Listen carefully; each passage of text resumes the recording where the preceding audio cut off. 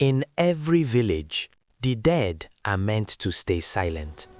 But in Obodo-Ife, the graves answered back.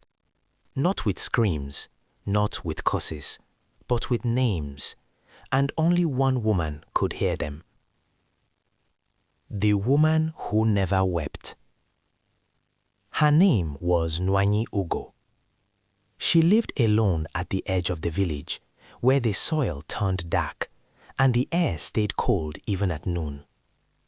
When people died in Obodo-Ife, Nwanyi Ugo never cried. She watched. During burials, while women wailed and men lowered bodies into the earth, she stood quietly, head tilted, listening. Some said she was heartless. Others whispered something worse, that she was listening to the dead.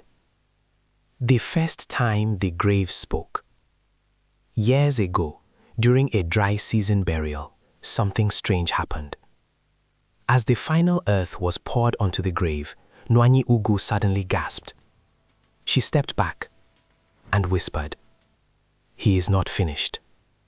The crowd froze. That night, the dead man's brother fell sick. Before sunrise, he was dead. People remembered her words, and fear began to grow roots. The village begins to fear her. Soon, every death was followed by silence and waiting. People watched Nwanyi Ugo's face at funerals. If she frowned, they locked their doors. If she whispered, they packed their belongings. Children were warned never to follow her. Men avoided her eyes. Yet when tragedy struck, people secretly came to her hut at night. "Please," they begged, "ask the graves if my child will live." She never answered immediately. She listened first. The graves speak louder. Then the graves began to speak without invitation. At night, whispers rose from the burial ground. Names were called. Secrets were repeated. Stolen land, hidden murders, broken oaths. The dead were restless. Nwanyi Ugo woke screaming, hands pressed to her ears. "They are angry," she told the elders. "You buried them with lies." The elders refused to listen. Truth is heavier than soil. The child's grave. One evening, a child died suddenly. As the burial ended, Nwanyi Ugo collapsed. Tears streamed down her face for the first time. "They won't let him sleep," she cried. "He knows who killed him." The village gasped. The mother screamed denial. The father said nothing.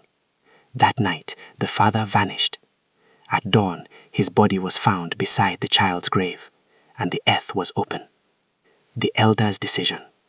Panic consumed Obodo-Ife. The elders met in secret. "This woman brings unrest," they said.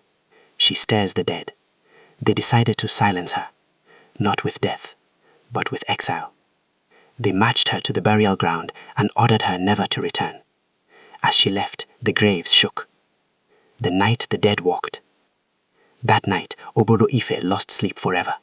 The earth cracked open. Figures rose from the graves, not flesh, but memory and guilt shaped like people. They walked through the village, stopping at every home built on lies. By morning, half the village was gone. The rest fled. Closing moral. They say Nwanyi Ugo still walks near graveyards, not to wake the dead, but to remind the living, the earth remembers everything you hide, and graves do not stay silent forever.